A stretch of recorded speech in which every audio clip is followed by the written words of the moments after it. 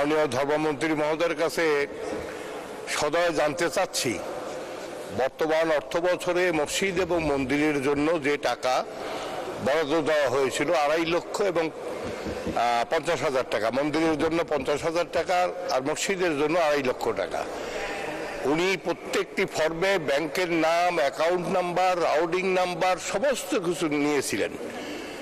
আজকে জুন মাসের 5 তারিখ, অদ্যাবধি সেই টাকাটি ব্যাংকে পায় নাই।